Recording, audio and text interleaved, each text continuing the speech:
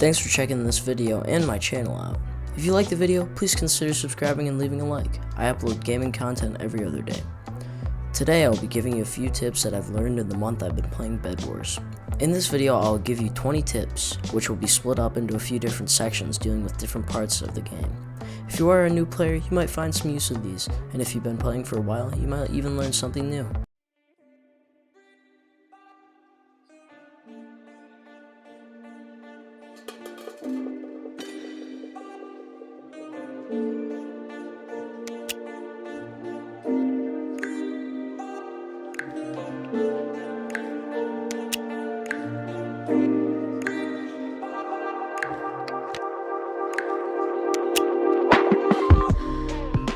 In this section, I will be talking about the steps you should take before even starting up a game of Bedwars. These tips include small quality of life improvements to huge benefits that you could possibly reap.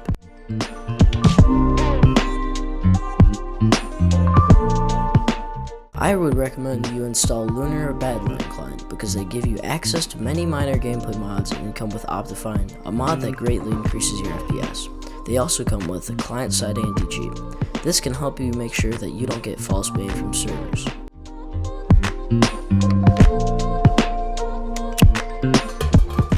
.8 is the most common version that people PvP on. This is because the combat on 1.9 is too slow paced, and playing on the current version on Hypixel makes it difficult to swim because it was changed in 1.13, and instead of Hypixel disabling the swimming feature, they just lag you back when you try to swim.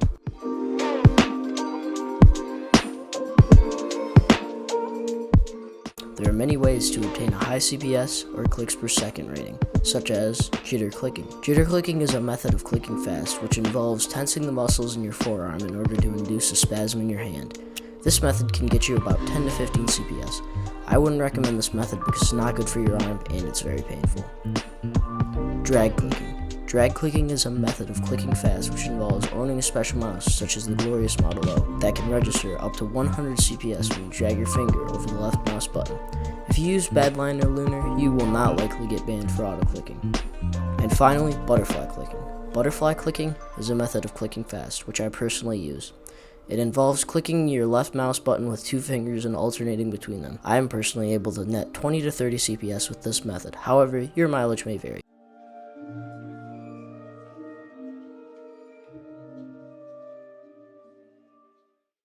In order to get to Diamond and Emerald generators quickly, you will need to be able to speed bridge. In order to speed bridge, you must have a high CPS and learn the timing of when you should crouch. You can practice this in the Bedwars lobby whenever you like.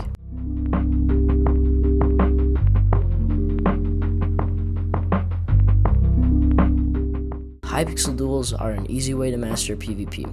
You can duel on any server. I'm just using Hypixel as an example. If you want to be able to win games, you're going to need to be good at sword and bow combat.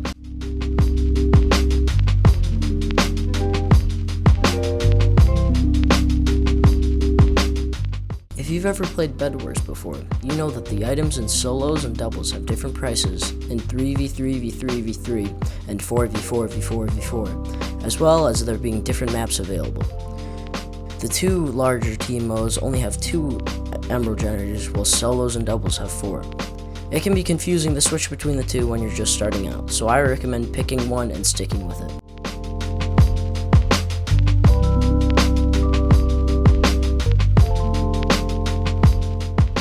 Random teammates are 9 times out of 10 completely brain dead. If you play with a friend while in a call with them, you have the advantage of callouts and you have the advantage of knowing the person. If you can't find teammates, I'd recommend you play singles or doubles.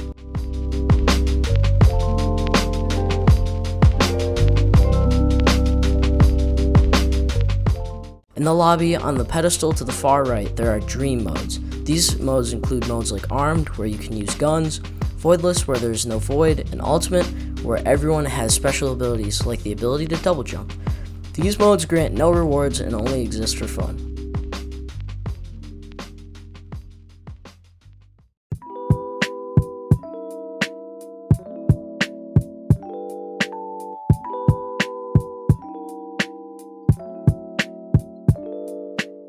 Now that we've discussed some pre-game tips, let's talk about what you should do at the start of the game.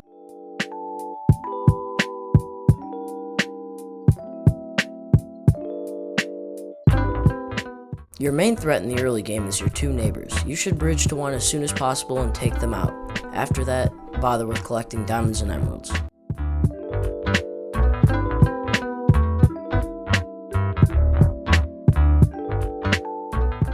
If you bridge directly to another base without building high into the sky, you will allow people to use your own bridge against you, meaning that they'll be able to retaliate against you easily.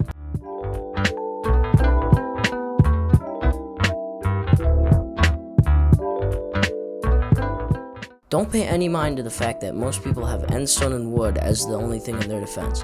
I recommend you build with different types of blocks, and not just limit yourself to one. This makes it so that people will have to get more than one type of tool and spend more resources in order to break your bed.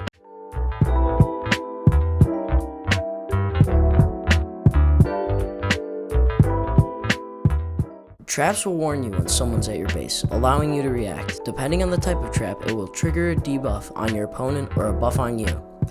I personally recommend you use Miner Fatigue or It's a Trap traps. Miner Fatigue traps make it harder to mine through your bed defense, but they can easily be countered with something like Manic Miner. It's a Trap traps are very good, but they don't hinder anyone's ability to break into your bed.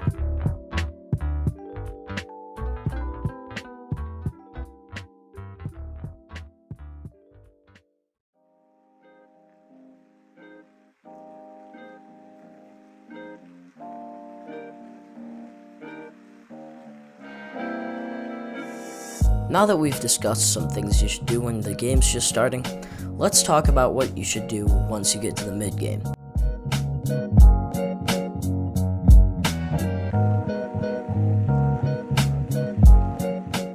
Your main objective during the mid-game is to collect more resources than your enemy. The mid-game is the period after the initial period of everyone killing their neighbors.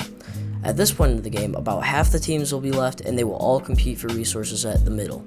I recommend you buy a Molten Forge upgrade to get extra emeralds and buy at least Protection 3. Protection 4 will make you completely immune to bows, even power bows, unless you're knocked off.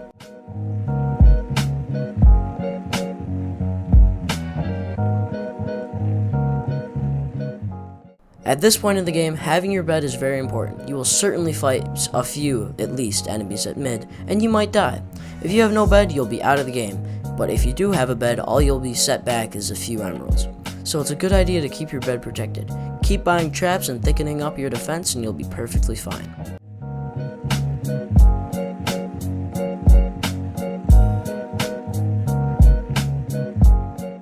While gathering resources, fighting off enemies keeps them from getting resources for themselves, meaning that in the endgame, when you go after them, they will have inferior supplies.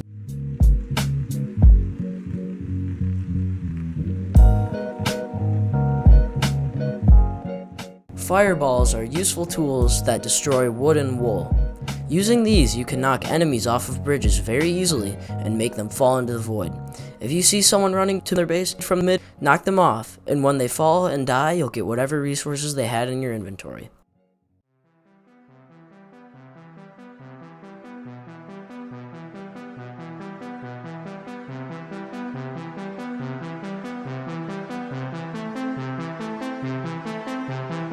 Finally, we've reached the endgame. The endgame is one of the most important parts of the game, and having a bad endgame could be an easy loss that you've put about 40 minutes into that you've netted no rewards from. The endgame starts at a different point for everyone. The endgame is what I believe to be the point after you've gathered all the resources you need and you don't need to go to mid anymore. This is the point in time when you can comfortably go after your enemies and not mind dying a few times in the process of breaking their bed.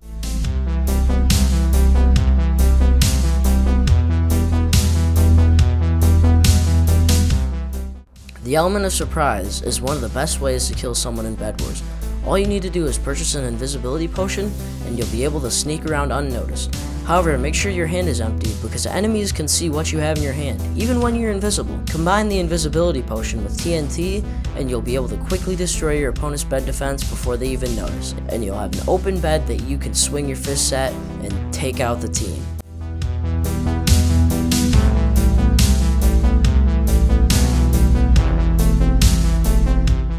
If you let the game last too long, dragons will spawn and you'll be distracted greatly by them. In my experience, when I've reached this point of the game, Everyone abandons all hope of fighting each other and just worries about staying safe from the dragons. If you think the game is going to get to that point, buy Dragon Buff in the Team Upgrade shop. This will give your team an extra dragon, which will give you an advantage over other teams that don't have the upgrade.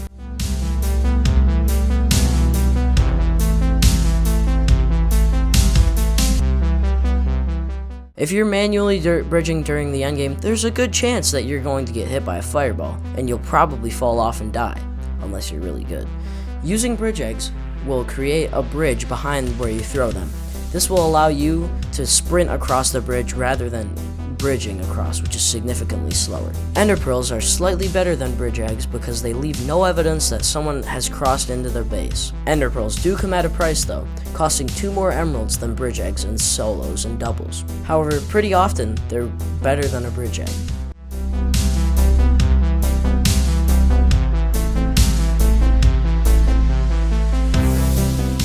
Finally, my 20th tip is just to have fun. If you're not having fun, take a break and come back later.